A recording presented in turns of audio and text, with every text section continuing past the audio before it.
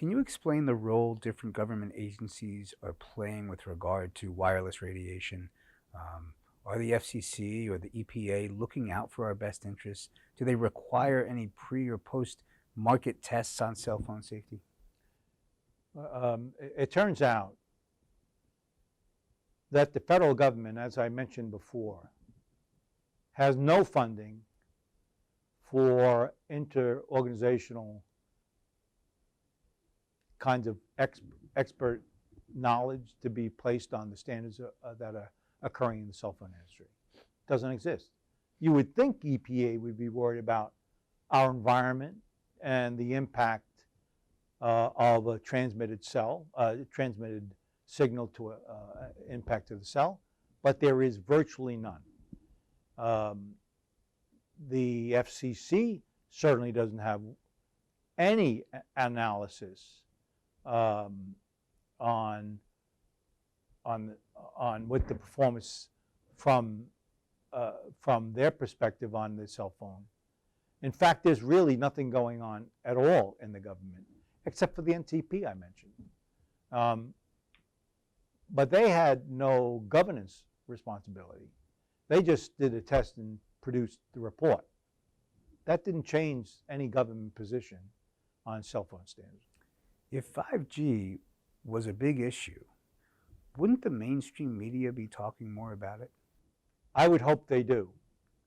And look,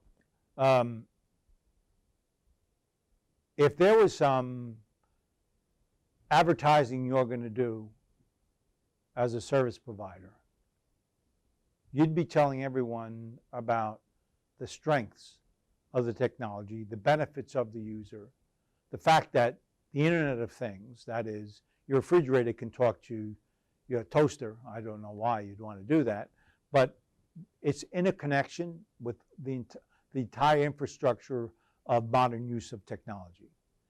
And so everything that's you see in the marketplace is a position by a $17 trillion industry establishing a position of value. That's what they're trying to do. There is a paid view from an industry that can afford it. There are no requirements in the news industry to have a balanced view necessarily. It's just who's the bigger mouth. It turns out the research side of telecommunications, that which is trying to describe the challenges and issues, the health issues that we have, they're not highly funded. They don't have this deep pocket of money to clearly state their position.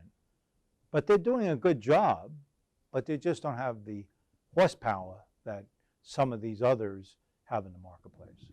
Does standing barefoot on the grass around you protect you from wireless radiation? No, but it's good. It turns out that our body's a capacitor. And when you're exposed to electromagnetic radiation, there's a charge essentially that can occur in the body.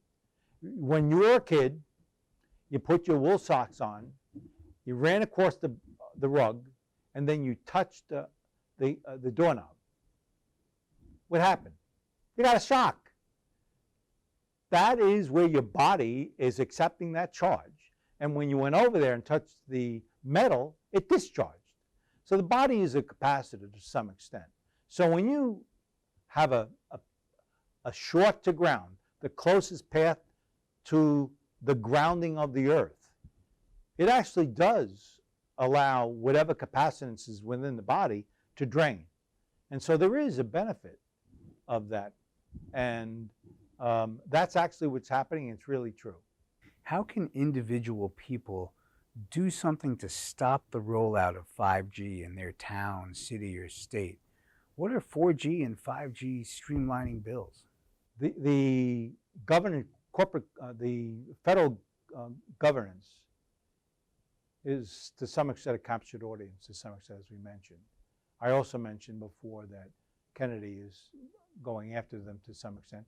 I actually expect more to do that in the future. Local municipalities based on standards established by the FCC, can say, I don't like the color, I don't like the height.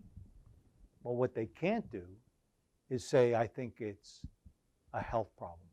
The FCC actually has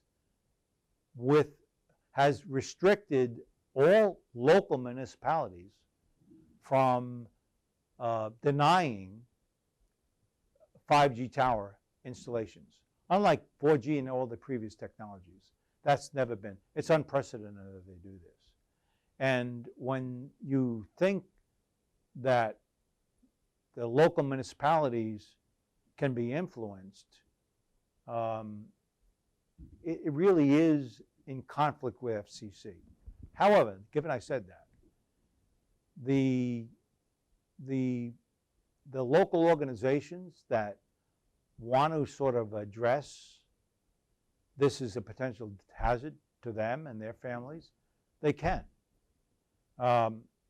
And if you approach it correctly, you can show that the responsibility of the municipality is to protect your health. They protect you from walls falling on the ground when you're sitting down on the ground. They're responsible. They have a liability responsibility to protect you and in the code enforcement of your standards. So there have been cases in Portland, for example, where a buddy of mine actually went to the municipality and said, your responsibility is to protect my health, my family's health. And they persuaded the local municipalities to deny the deployment of technology in their space in conflict with FCC. I don't know where that's going to go, but there's groundswell stuff going on, and that's good because it's going to be the groundswell that makes change ultimately at the end of the day. What's the safest way to speak on a cell phone? Are there any types of hands-free or headphone devices that make it safer? Yeah, think of it this way. If it's to your head, it's the worst it can be. If you put it in your hand and look speaker, that's better or almost best. If you use a set of earbuds, wired earbuds, that's slightly better because it's now far away and you have nothing coming to your head. The best choice is where you get EMF-free earbuds where they go acoustical, where they take the electronic signal, convert it, and they have a speaker down here where the conversion occurs, and there's a tube that goes to your head. There is literally no emissions coming in, and so there's a variety of different ways to do it. Which one works for you is your choice.